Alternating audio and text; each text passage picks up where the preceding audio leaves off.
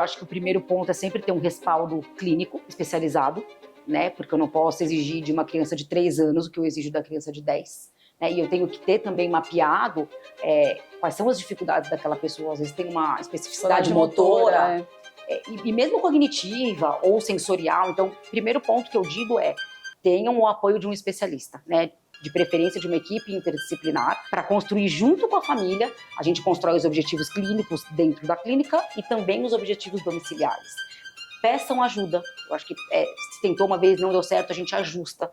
Então, a gente está sempre recalculando a rota. Né? E ter uma equipe do seu lado é um diferencial muito importante.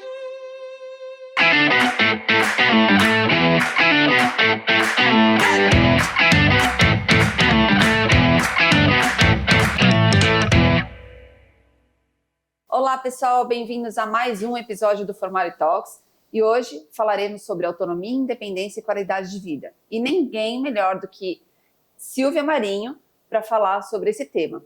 A Silvia ela é cofundadora da Formare, diretora clínica executiva, terapeuta ocupacional de formação e foi uma das primeiras profissionais na área de TO a cursar a pós-graduação em análise do comportamento aplicada na UFSCar. Silvia, é um prazer te ter aqui. O prazer é meu, é muito bom poder falar sobre esse tema, eu falo que é o lema da minha vida, que é trabalhar com autonomia, independência e qualidade de vida. Eu acho que são os principais objetivos da gente aqui dentro, né, na Formare e na vida, né? É o nosso propósito, então é um prazer enorme falar sobre isso. E nada como uma TO mesmo para aprofundar esse tema, né, que tem várias nuances aí. E esse tema, Silvia, é um tema que as pessoas confundem muito. Qual a diferença entre autonomia, o que é independência? As pessoas acham que autonomia e independência é a mesma coisa. Então vamos começar do começo falando um pouco sobre isso. Qual que é a diferença entre autonomia e independência? Eu acho bem legal a gente diferenciar, porque são conceitos que caminham juntos, mas eles são totalmente diferentes, né? E eles impactam também de formas diferentes, sim, né? E as pessoas sempre que elas falam que a pessoa olha para mim, ela acha que já vê no meu rosto estampado, porque elas falam autonomia, eu falo, você está falando de autonomia ou de independência? Ou das duas coisas, né? Porque a autonomia nada mais é do que poder de escolha, né? É fazer uma tomada de decisões. Então eu escolho se eu quero beber café ou chá. Independência é a capacidade que eu tenho de executar aquela ação sem nenhuma interferência, sem nenhuma ajuda. Então são conceitos totalmente diferentes que caminham juntos, mas que são diferentes. Então, eu posso ter uma pessoa que é autônoma, mas não é independente, e eu posso ter uma pessoa que é independente, mas não é autônoma. Então, acho que vale a gente começar diferenciando realmente esses conceitos. Isso, eu vejo muito assim, até pais de adolescentes típicos, que a gente também atende aqui, né, com questões do neurodesenvolvimento, e eles falam, mas meu filho não sabe fazer o lanche. Você já viu? Ele nunca tentou fazer? Não, ele já ele faz quando ele está com fome. Mas normalmente ele não faz, então ele não sabe. Não, gente, peraí, do que a gente está falando? A gente está falando de uma habilidade ali, de abrir o pão, pegar o pão, exato, passar o requeijão no pão, né, montar. Ou a gente está falando, ele não faz porque ele não precisa fazer, ele tem uma estrutura que as pessoas disponibilizam para ele. E a gente tem, né, Marina, na nossa vida, acho que na prática mesmo, né, de mães, de pais, de famílias, pensa quantas vezes a gente não dá a oportunidade da pessoa fazer a tomada de decisão por ela mesma. Claro que tem, né, ali, crianças pequenas, ela não tem ainda o discernimento de escolher. Mas desde crianças pequenas escolhas elas já podem fazer. Mas eu vejo muito na prática as pessoas fazendo a escolha sempre pela criança. E é uma questão, né, cultural, né? No Brasil a gente tem muito essa cultura, né? A mãe que prepara o lanche, a mãe que separa tudo no dia anterior. Né? São poucas famílias que tem essa cultura de criar estimular essa autonomia, né, do jovem lá e preparar, né? Diferente, por exemplo, você pegar ali crianças, jovens dos Estados Unidos, cultura completamente diferente. É diferente, eu acho que quando a gente fala, a gente é mãe, né, então eu faço sempre um exercício de empatia, né, com crianças ainda de desenvolvimento atípico. As mães têm uma tendência de superproteção e elas conhecem como ninguém o filho, e conhecem de fato, mas muitas vezes, por querer proteger, fazem a escolha para aquela pessoa, e ela não tem a oportunidade de dizer se ela gosta de chá ou de café, né? Tô dando esse exemplo, mas se ela gosta de camisa de botão ou se ela quer camiseta sem botão, né? A cor preferida, a gente tem ações de autonomia o tempo inteiro na nossa vida, então vamos prestar atenção o quanto, e não só mãe, tá? Mas profissionais, enfim, no nosso dia a dia, na correria, o quanto a gente priva as pessoas de serem autônomas. Sim, né? E tem uma outra questão, acho que quando a gente está falando de mães atípicas, o que acontece?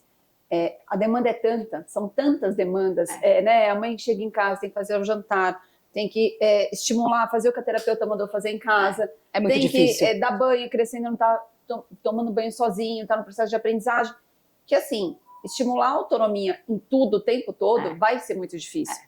Né? Com então certeza. A gente entende, sempre falo aqui que o nosso papel não é julgar as mães, muito pelo contrário, a gente sabe a demanda que vocês têm e a gente está aqui para auxiliar vocês para essa trajetória ser mais leve, mais eficaz e mais rápida. Esse é o nosso grande objetivo aqui na Formário.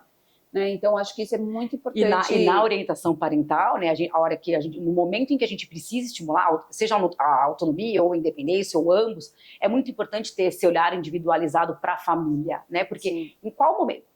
Como você falou, o tempo inteiro eu não vou conseguir fazer, porque talvez uma tarefa que eu tenho ali 15 minutos para fazer, eu vou demorar 1 hora, né? Então a gente orienta individualmente qual é o momento. Então no sábado, quando eu estiver mais tranquilo, quando eu estiver com mais rede de apoio, de suporte, e outra coisa, né? Quando que eu vou conseguir estimular? Eu sei que a gente não pode fazer uma orientação utópica, né? Então, e também não deixar de fazer. Então, estar junto com essa família e explicar, olha, nesse momento, talvez você possa fazer assim. Ou você possa ir na casa mostrar como fazer, para não tornar também a vida dessas famílias ainda mais, né, carregada de tarefas, porque só o dia a dia já engloba muitas tarefas, né? É o que eu sempre falo, né? Aqui a gente fala muito isso no sentido de orientar essas famílias, porque se a sua amiga tem uma criança, um filho, um adolescente com autismo e está fazendo determinada programação, não necessariamente é o que seu filho tem que fazer. E assim, não necessariamente estou sendo boazinha. Geralmente não é a mesma coisa que ele precisa ser feito com ele, porque vai depender dos objetivos terapêuticos, vai depender se esses pais, eles são os dois provedores do lar, ou só um, qual o tempo disponível dessa família. Se tem irmãos. Se tem irmãos, vai depender de como funciona a dinâmica. Às vezes a dinâmica é tão pesada que os pais estão ali para ficar manejando problemas de comportamento. Os problemas de comportamento diminuíram, mas são crianças, por exemplo, nível 3 de suporte, essa família ali está muito empenhada ainda em outras questões, né? Isso não quer dizer que a gente não estimula na orientação parental. Exato. Mas a famosa frase, tudo depende para quem, com quem e aonde. E acho que é o nosso desafio, né, Má? Porque para cada caso, o que eu vou priorizar? Né? Então, neste momento, se eu tenho uma barreira de aprendizagem enorme, talvez não seja momento de estimular a independência, mas a hora que essa barreira diminuir, eu começo com um pedacinho. E às vezes é maravilhoso, né? Você está dando uma orientação parental e é um detalhe, olha, na hora de colocar, tá na hora de jantar, então né, geralmente todo mundo com fome, você tem uma motivação, tô com fome, quero comer, vamos cada um ter uma tarefa para colocar à mesa? Isso é trabalhar a independência. E às vezes ali, muitas vezes a criança jovem, e eles gostam de participar. Não dá pra gente generalizar, mas muitas vezes é algo muito sutil que a mãe nem imaginou que aquilo vai fazer diferença para desenvolver a habilidade de autonomia e de independência, entendeu? Sim. Então, eu falo que é muito bom e é transformador desenvolver essas habilidades. E aí, Silvia, nesse exemplo que você deu, por exemplo, se a gente estiver tratando de uma família nível 3 de suporte, onde esse adolescente, digamos aí, pré-adolescente, tem problemas disruptivos, talvez essa não seja uma boa habilidade para a gente trabalhar. Provavelmente ele vai jogar o copo, vai jogar o talher, e aí a gente tem que ver o que faz sentido para ele, no ambiente dele, na casa dele, e dentro do que ele precisa, das necessidades dele. E tem muitas adaptações que a gente pode fazer, né? Então, se tem ali um disruptivo, se joga objeto, a gente começa com alguma coisa de plástico, a gente começa com um objeto, né? A gente, se tiver ali comorbidade, até com deficiência intelectual, dá para adaptar, você faz um trabalho através de pareamento. Então, tudo é adaptável para aquela família, para aquele indivíduo naquele momento. Certo. Né? Como que a gente trabalha a autonomia nas intervenções clínicas? Quais são as estratégias? A gente começa pela autonomia, a gente começa pela inteligência. Qual que é o passo a passo, digamos assim? Pela independência. Pela independência. Primeiro ele tem que conseguir executar. Não, pera, volta.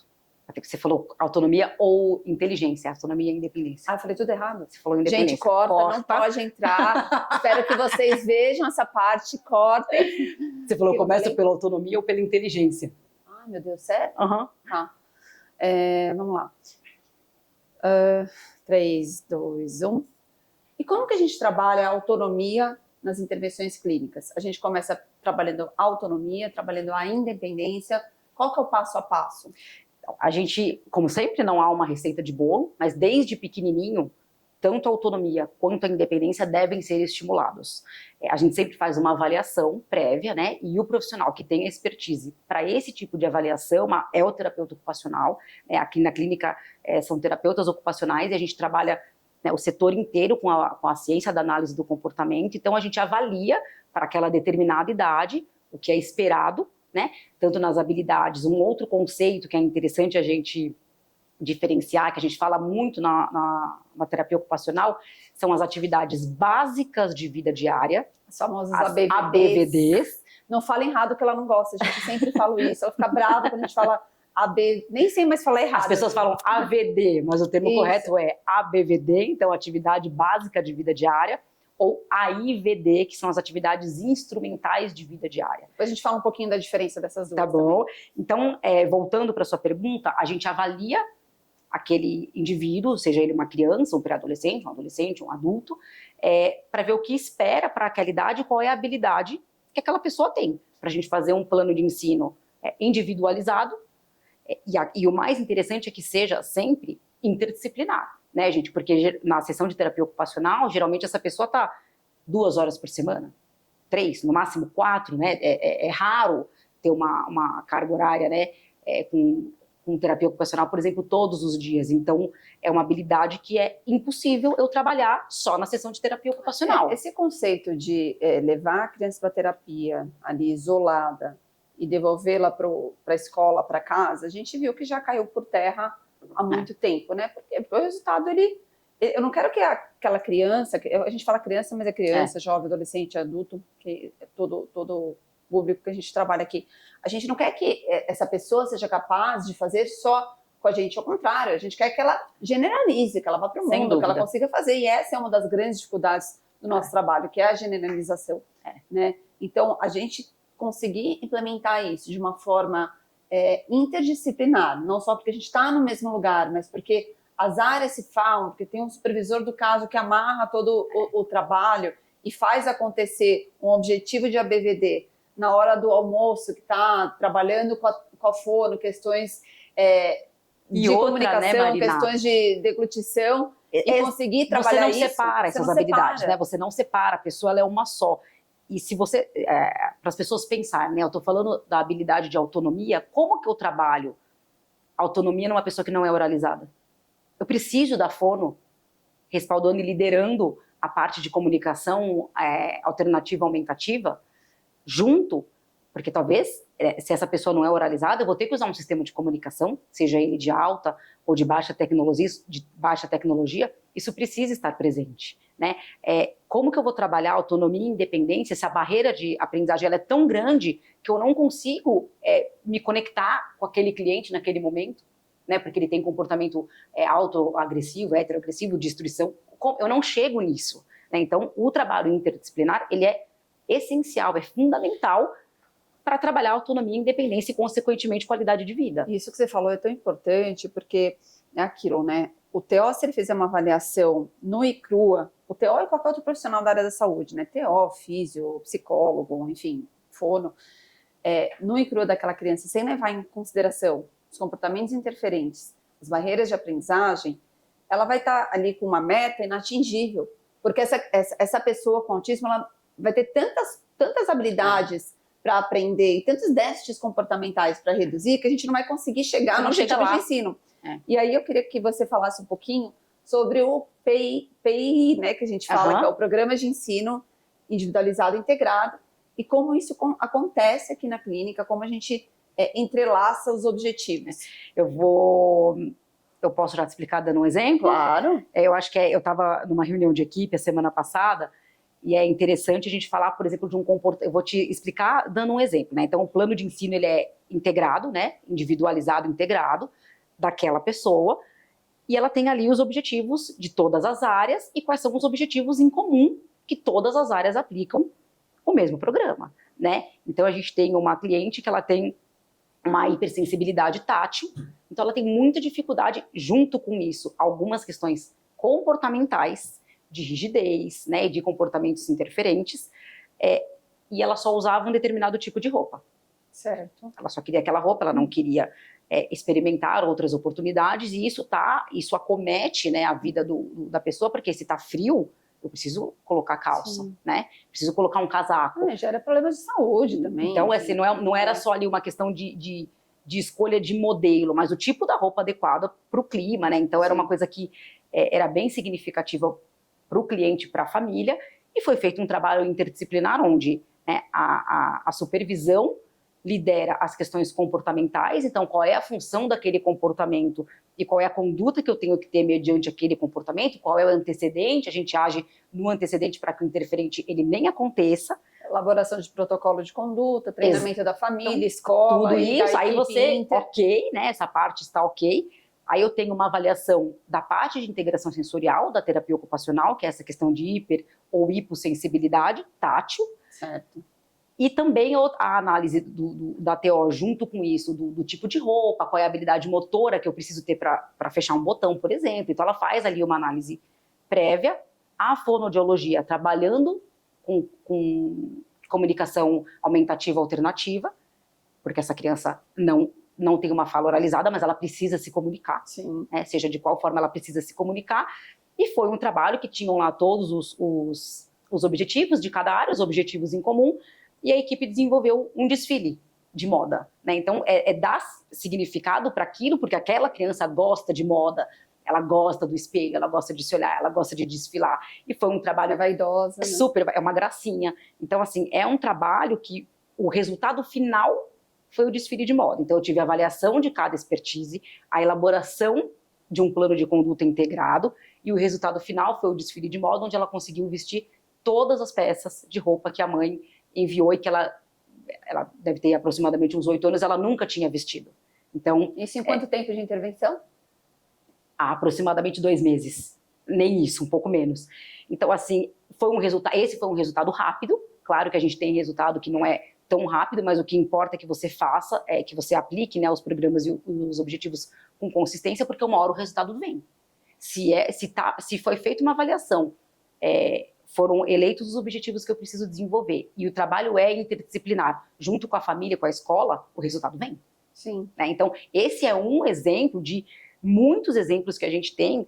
O exemplo que eu sempre dou, e que as mães sempre comentam comigo, que elas adoram, é o exemplo do sorvete, que você sabe, né? Que como eu desenvolvo autonomia se o meu filho não fala. Eu ia te pedir justamente isso, um exemplo prático para ensinar autonomia. Eu acho que esse exemplo do sorvete é perfeito. Você tem várias formas de ensinar, sim. Não é porque a criança não fala oralmente que ela não pode expor as vontades dela. Conta essa história, né? Que é muito interessante. Foi uma história que mexeu muito comigo, aconteceu aqui na clínica, então a gente fez um projeto, isso, né? Eu ia falar para você explicar o contexto. A gente fez um projeto com uma sorveteria, onde a gente levou as crianças a tomarem sorvete. Não, antes disso, antes de levar as crianças para tomar o sorvete, a gente fez todo um planejamento. Sim, de comunicação alternativa.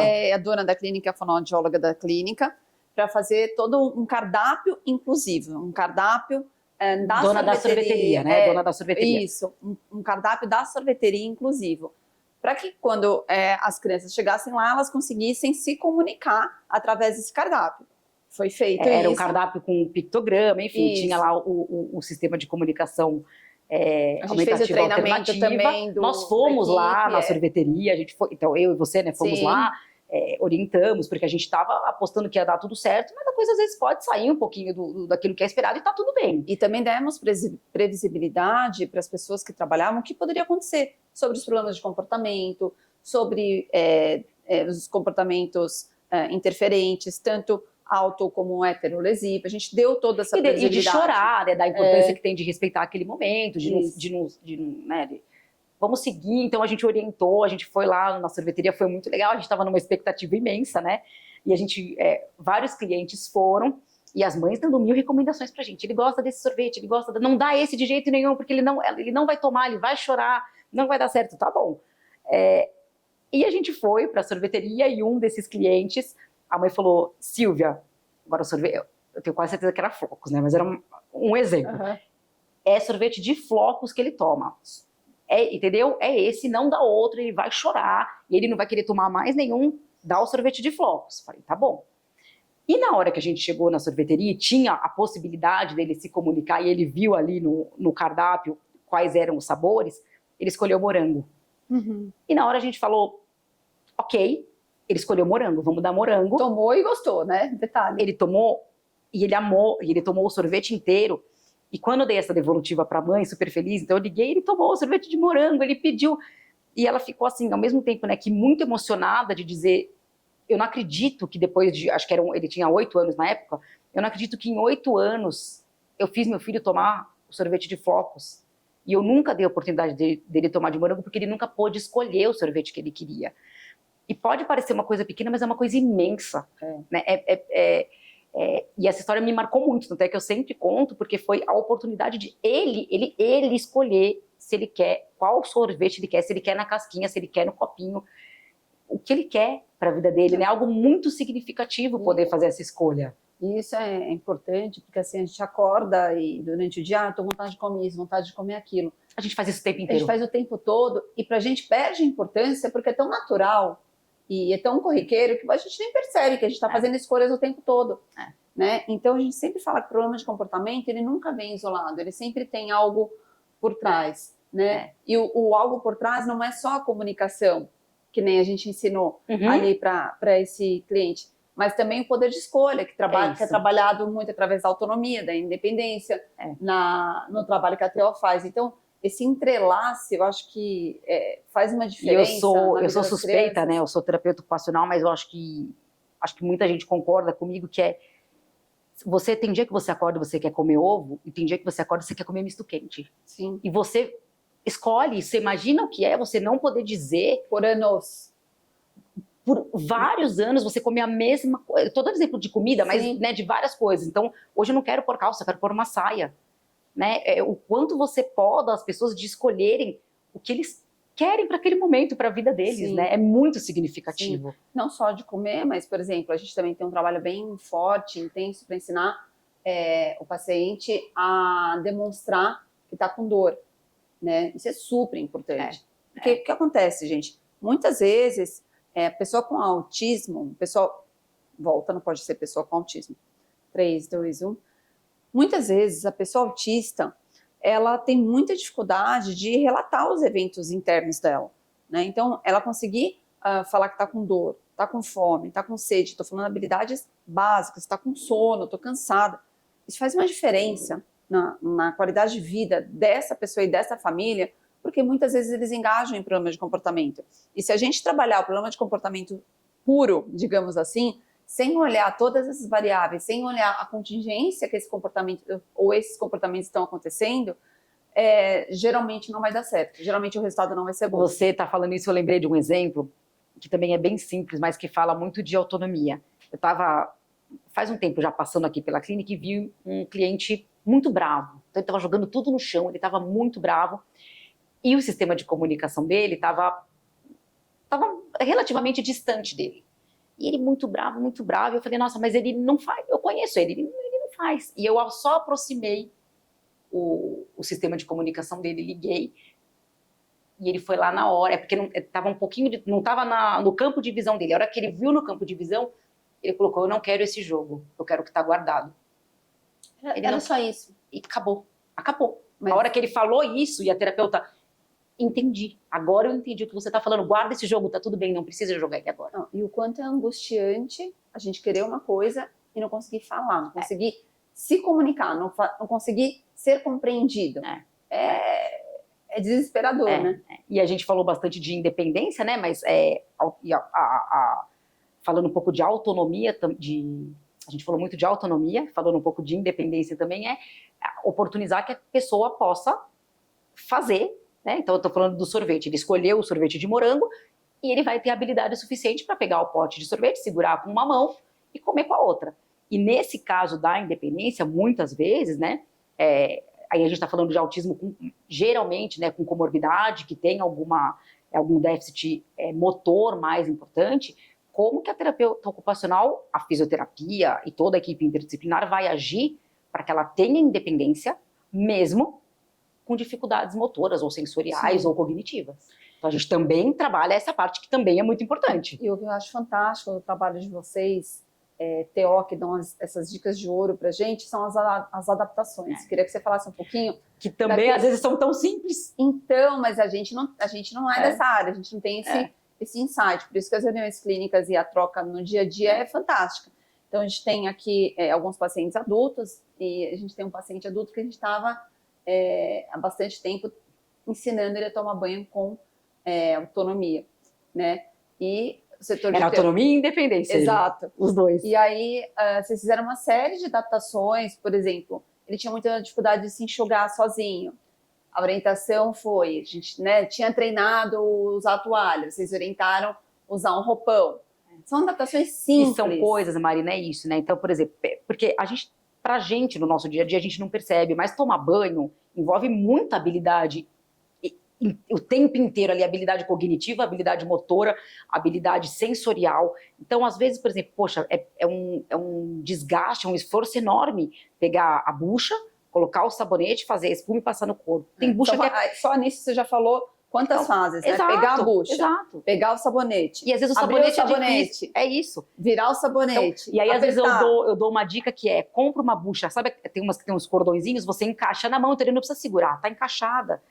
Pega o sabonete, coloca num suporte, na altura daquela pessoa, que ela só faz assim, você já minimizou ali 3, muita 4 etapa, entendeu? E aí, eu tô pensando naquela atividade num geral, ele precisa tomar banho sozinho, né? Então, adapta ali 2, 3 etapas, que isso flui muito, tá? A toalha. É muito difícil o movimento de secar as costas.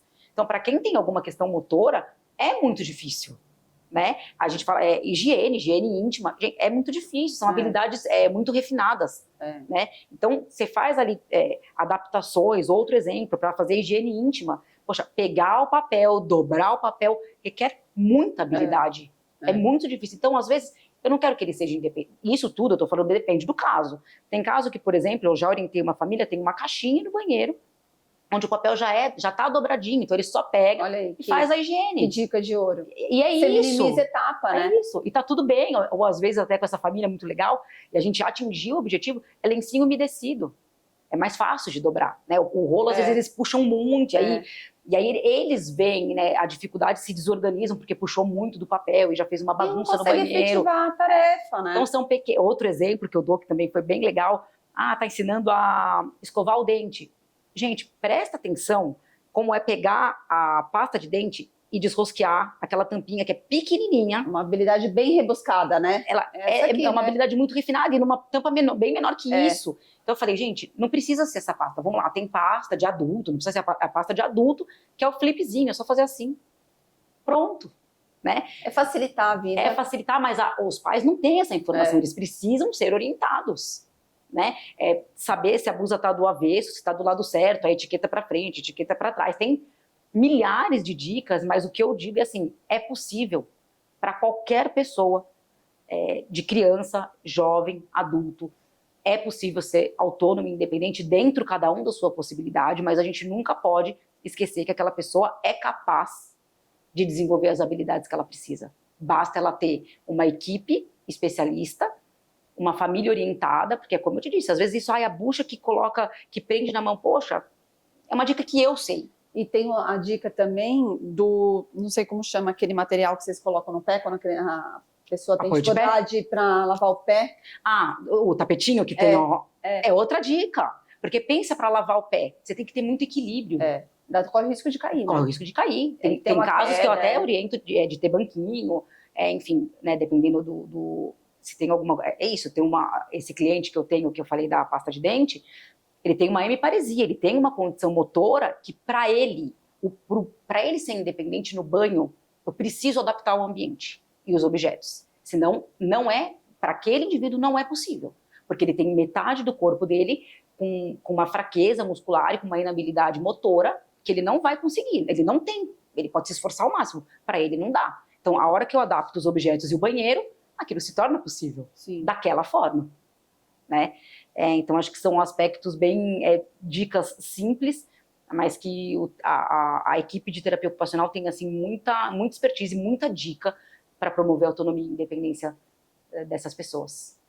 Fantástico, Sil. Acho que você explicou com bastante exemplos de ordem prática, que eu acho que é isso que faz, né, conectar.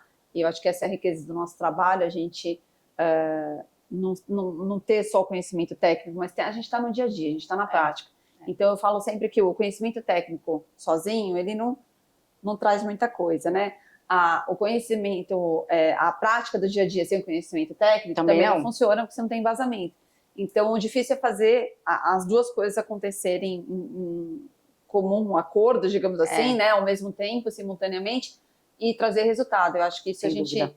tem conseguido bastante. Muito. E você trouxe muitos exemplos aí. Eu queria que você falasse um pouquinho desses visuais que você trouxe aí. Eu estava vendo Você estava falando, eu estava pensando um pouco, eu estou falando de várias estratégias da terapia ocupacional, mas é bem legal a gente lembrar que tudo aqui na Formare é baseado na ciência da análise do comportamento, que também traz recursos fantásticos para trabalhar a BVD e a IVD. Toda análise de tarefas, vamos explicar um pouquinho sobre o que é análise de tarefas. A gente está falando, né, Marina, de comportamentos, então, tomar banho, escovar o dente, lavar as mãos, comer, preparar um almoço. Como eu falei, no dia a dia a gente faz, que a gente nem pensa, mas são tarefas com vários passos. Sim. Então, a gente fala que é uma cadeia de comportamentos. Isso. Então, a gente ensina essas habilidades de forma dividida, né? Então, a gente divide uma grande tarefa em pequenos passos, faz a avaliação daquele cliente para pensar qual é a forma que eu vou ensinar. Eu vou ensinar através, aí são termos mais técnicos, mas encadeamento de trás para frente, por onde eu começo a ajuda.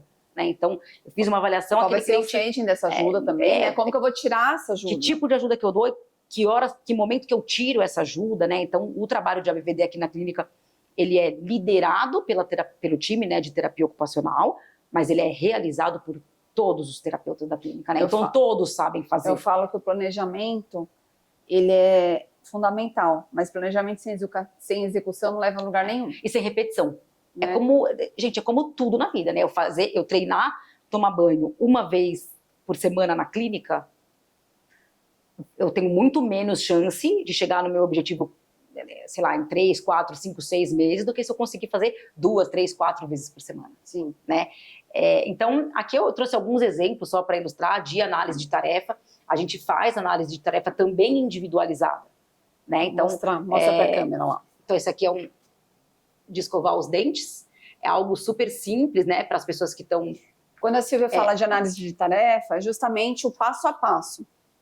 Né? O passo a passo dividir uma tarefa grande em momentos pequenos, então, né, essa tarefas aqui menores. Isso, são as etapas de escovar os dentes. Então, o primeiro passo é pegar a necessaire, vai lendo, Sil, que eu tô colocar a pasta na escova, escovar os dentes de cima, da direita contando até 15, escovar os dentes de cima da parte esquerda contando até 15. A mesma coisa embaixo. E aí é um exemplo, né, é uma das formas que a gente tem de ensinar. Escovar a língua, enxaguar a boca, retirar a pasta, enxugar a boca com o papel, enxugar a escova, guardar a pasta e a escova na necessaire.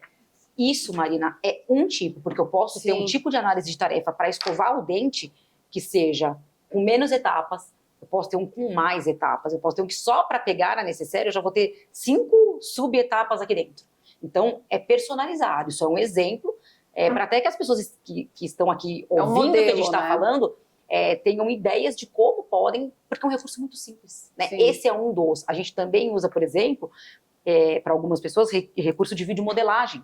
Então, eu faço a etapa, né? Eu estou fazendo a etapa e fica um filme, aí o cliente assiste aquela etapa e copia o que eu estou fazendo. Também é uma forma de desenvolver, aqui no caso, independência. Né? Então, existem vários recursos, e a gente tem análise de tarefa, isso aqui é para almoçar, esse é para escovar dente, e a gente tem aqui também clientes que estão entrando na adolescência, na fase adulta, onde eu posso ensinar várias outras habilidades, até para trabalho, para faculdade, e que eles vão precisar desenvolver. Eu posso usar a mesma forma de ensinar uma BVD básica, de comer, eu posso ensinar usar o WhatsApp, eu posso ensinar escrever uma carta, pedir um Uber, Pedir um iFood, eles Pedir um pedem aqui, iFood. muito legal. É Eles têm isso. essa autonomia.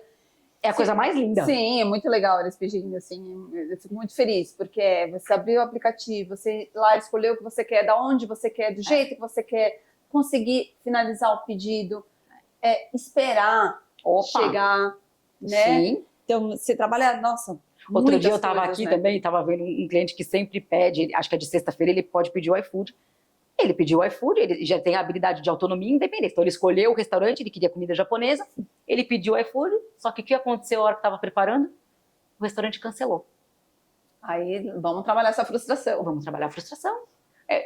E às vezes, né, ele tá só pedindo um iFood, não olha quanta coisa ele tá trabalhando. E ele conseguiu, nossa, ainda falando, vou respirar fundo, tô muito bravo, porque a gente fica muito bravo quando o iFood cancela, né? E vamos recalcular a rota, vamos pedir de novo. Então, olha quanta habilidade a gente trabalha num pedir um iFood. E outra, não é ali o terapeuta que tá com ele, a mãe que tá com ele que negou o pedido.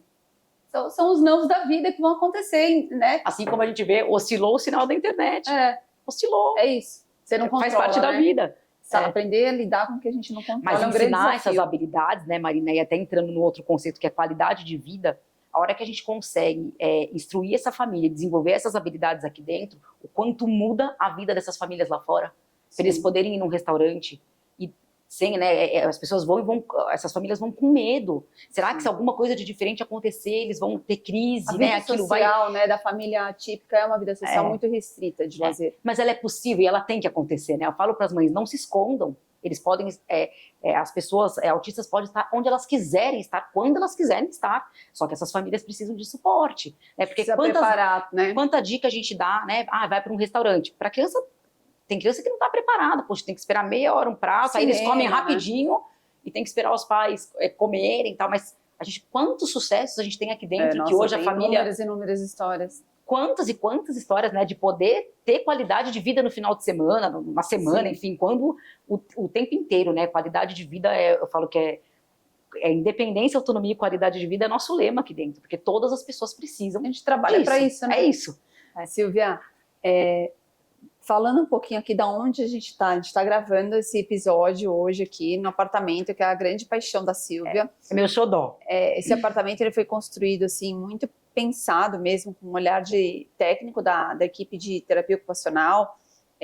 Aliás, todo o prédio, né? Quando a gente montou o prédio, a gente fez várias comissões com as equipes de cada setor, digamos assim, porque a gente achava fundamental que a sala de fisioterapia ela tivesse o que fosse preciso para o fisioterapeuta trabalhar. E eu não sou físio, a Silvia não é físio. Então a gente olhou, ouviu e montou isso junto com as equipes. E esse apartamento aqui, ele tem sala, ele tem sofá, ele tem mesa de jantar, tem todos os ambientes de uma casa, eu moraria né? fácil aqui, já pensei quando ficou até mais tarde, só que não dava, tem câmera em tudo.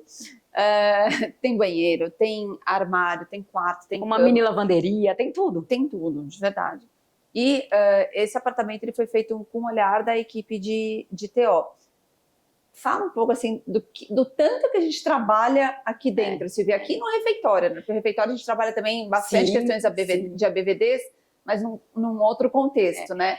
O apartamento, eu falo que é mesmo, né? O meu xodó é um ambiente perfeito para a gente trabalhar a habilidade como ela é, né? Então, eu preciso comer, eu preciso aprender a preparar um lanche. Claro que dá, né? A gente adapta em outros ambientes, mas aqui é uma casa de verdade, né? Então, aqui eles podem trabalhar qualquer que seja a habilidade, seja ela instrumental, né? Ou as atividades básicas de vida diária, e a gente tem um ambiente totalmente adaptado para que todos os clientes possam usufruir desse ambiente. A gente utiliza mais, né, com as crianças maiores, jovens e adultos, mas tem alguns pequenos que também já se aventuraram aqui dentro, e é um ambiente com todos os recursos que a gente precisa para trabalhar a habilidade como ela tem que ser trabalhada, para proporcionar a generalização dessa habilidade daqui para casa, para o restaurante, para a vida. Gente, né? A gente trabalha questões que às vezes para a família são grandes problemas. Por exemplo, tem uma família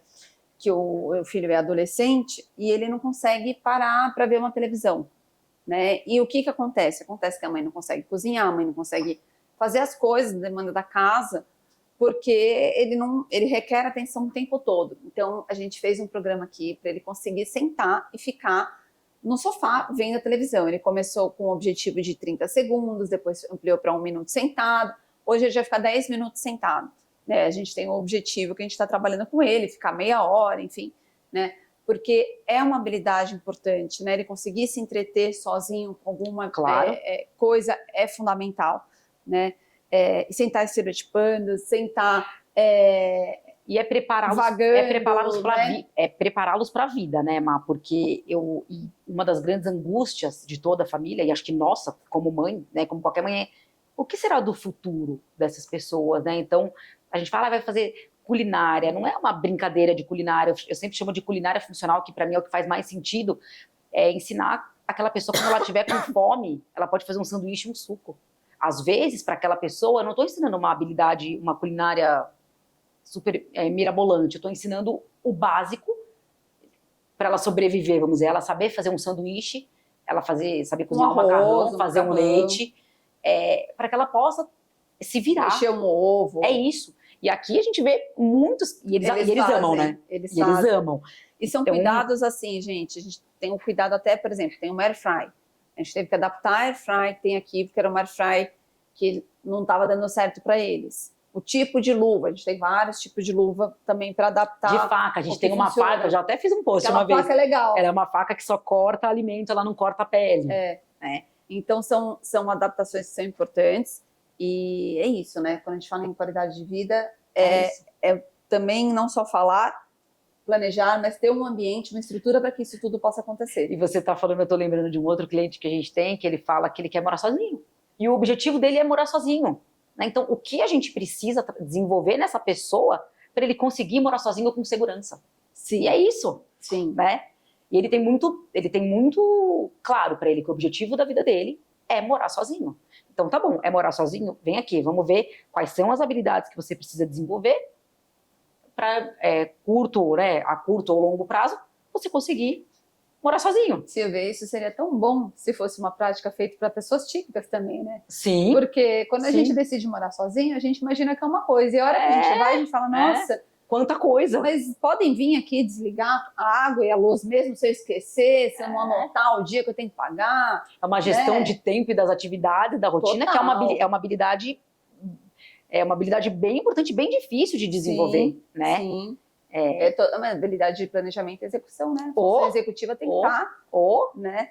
Redonda. Então, assim, eu acho que isso é muito interessante, porque, na verdade, muito do que a gente faz aqui é um benefício para todo mundo, né? E é legal até a gente falar disso, porque é um estímulo que quanto mais cedo a gente consegue, falar lá na minha casa, minhas filhas descer, sabe? Desde pequenininhas. Gente, as filhas dela, até vergonha de falar das minhas das filhas dela. Eles fazem tudo. Mas elas já se servem, eu deixo e eu vou, claro, né? Você toma ali as medidas de segurança, mas corta o tomate para salada, põe a mesa, põe a louça na máquina.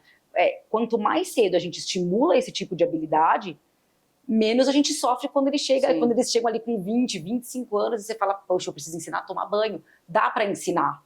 Mas se eu tivesse trabalhado lá atrás, talvez eu estava trabalhando só habilidade de refinamento com 20 anos. Sim. Né? Então, são aspectos bem importantes da gente trabalhar na criança desde pequenininho. Perfeito, Sil. Para finalizar, qual você acha que é o papel das famílias aí nesse processo todo?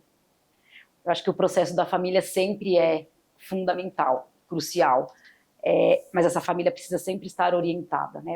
É o que eu falei aqui várias vezes. Em muitos momentos essas famílias não sabem por onde começar, não sabem o que podem exigir, né? Não sabem o que espera, não sabe o que espera para aquele momento, para a idade do filho dela, o que eu posso exigir, o que eu não posso exigir, como eu posso exigir. Né? Então, o papel da família é fundamental, como para qualquer outro aspecto do desenvolvimento do ser humano. A família é essencial para desenvolver autonomia, independência e qualidade de vida. E aí a gente bate sempre que a orientação parental é essencial para o desenvolvimento da pessoa autista. Né? A gente precisa estar com as famílias do nosso lado, entendendo qual é o papel deles e como a gente está ali para ajudar, porque muitas vezes também eu falo, olha, vamos fazer assim, leva o material para casa, fez, e não deu certo. E quantas vezes a gente vai até a casa e fala, vamos ver por que não está dando certo? Porque às vezes é um ajuste que você faz e tudo acontece. É um detalhe que a família que está ali no dia a dia, ela não percebe. Mas você está trabalhando ali com a, né? Trabalhando pra gente, é trabalhando. Pra mim, ela tá ali montando a mesa, mas a TV tá ligada. Que é um detalhe que ela nem percebeu que podia ser um distrator no processo. E a gente ali no ambiente, a gente fala, olha, vamos desligar a TV. É o olhar clínico, né? Você faz assim, ajusta e a coisa vai para... Exatamente. Porque não é... O processo tem que ser... Não pode ser sofrido, né? Tem que ser um processo que aconteça com suporte para que a família consiga colocar em prática, porque a família só consegue colocar em prática se ela tem respaldo. Senão dá até medo de colocar. Você fala, não sei o que isso vai causar um caos na minha casa. E a gente sabe que o tratamento do autismo não é linear, né? Sim. Ele é uma trilha, você vai construindo ele, né? Silvia, para as famílias que estão aqui ouvindo a gente, quais que essas famílias que estão buscando melhorar a qualidade de vida e independência dos seus filhos, quais dicas práticas você daria? Por onde começar? O que fazer, assim? Eu acho que o primeiro ponto é sempre ter um respaldo clínico especializado, né? Porque eu não posso exigir de uma criança de 3 anos o que eu exijo da criança de 10. Né? E eu tenho que ter também mapeado quais são as dificuldades daquela pessoa. Às vezes tem uma especificidade motora, e mesmo cognitiva ou sensorial. Então, o primeiro ponto que eu digo é tenham o apoio de um especialista, né? De preferência de uma equipe interdisciplinar, para construir junto com a família. A gente constrói os objetivos clínicos dentro da clínica e também os objetivos domiciliares. Peçam ajuda. Eu acho que se tentou uma vez, não deu certo, a gente ajusta. Né? Então, a gente está sempre recalculando a rota. E ter uma equipe do seu lado é um diferencial muito importante, né? Porque eu posso dizer, olha, a gente faz análise de tarefa, é tão simples, pega uma tarefa grande, divide em pequenos passos, acho que nem... mas precisa de um respaldo clínico, né? Precisa de um respaldo especializado. Mas, então, para mim, a dica mais valiosa é essa, tenha um respaldo. E outras dicas mais simples que eu dei aqui, acho que as famílias até podem, né, colocar em prática. Então, a pasta de dente, às vezes é o modelo da pasta de dente que tem um auxílio, às vezes é um banho sentado no banquinho por conta de equilíbrio. É uma tampa de garrafa diferente. É isso, a gente tem garrafinha, né? Tem garrafinha que você só faz assim com o dedo também e abre. Então são várias pequenas dicas, né? Acho que outra coisa importante exige um passo de cada vez. Né? Não adianta a gente querer, eu quero que ele tome banho, coma, vá ao mercado. Uma coisa de cada vez, um pedacinho de cada vez, comemore as conquistas. Saber que vai aprender, mas talvez não na velocidade que a gente queira. Mas vai aprender, família, né? Mas vai aprender. E acho que a família participar até das escolhas dos objetivos é muito importante. Para às vezes aquela família, o que está, assim, o essencial para aquele momento é comer junto, comer sozinho. Para outra é o tomar banho, para outra é ir ao mercado. Quantas famílias eu já tive que a gente teve que ajudar a ir ao mercado sem que a criança tivesse uma crise? Sim. Porque aí fica tão aversivo para a família e ao mercado, né, que a família vai se desestimulando. E a família precisa ir. Não consegue deixar a criança sozinha em casa. Precisa ir, né? Porque, enfim, então eu acho tem o hábito de ir, não funciona a compra online, enfim, tem N variáveis aí. Acho que voltando, tenha uma equipe interdisciplinar apoiando, acredite no potencial do seu filho, porque a gente pode desenvolver essas habilidades em todas as pessoas, né? Cada uma com a sua especificidade, mas a gente pode desenvolver. Dê voz. Eu falo, e eu sou apaixonada por comunicação, também já falei isso em outros momentos. A gente precisa também trabalhar conjunto com uma equipe, por isso que eu falei que a equipe inter. Essa criança precisa, esse jovem, esse adulto precisa se comunicar. A gente já pegou, né, caso de pessoas com 15, 20 anos que não se comunicavam. Sim. Minimamente. Aí como é que você desenvolve a autonomia? Você tem que voltar, né? Dar uns passinhos para trás, trabalhar a comunicação e aí a gente vai inserindo outras habilidades. E com a equipe integrada isso flui. Muito mais rápido, né? Sil, obrigada por compartilhar aqui suas experiências. A você, foi muito ótimo. Bom, foi muito bom mesmo. Acho que você trouxe aí bastante exemplos práticos do dia a dia, dicas de ouro. Acho que foi ótimo. Muito obrigada por compartilhar aqui com todo mundo. Obrigada a você, eu espero ter ajudado, espero ter passado aí dicas que possam auxiliar o dia a dia dessas famílias. Foi um prazer. Obrigada, Mar. Obrigada a você. Pessoal, para vocês que nos acompanharam, espero que vocês tenham gostado, espero que vocês tenham compreendido e pego várias dicas que a Silvia passou para vocês e que vocês possam nos perguntar aqui nos comentários quais são as dúvidas que vocês tiveram e quais são os próximos temas que vocês têm interesse, tá bom?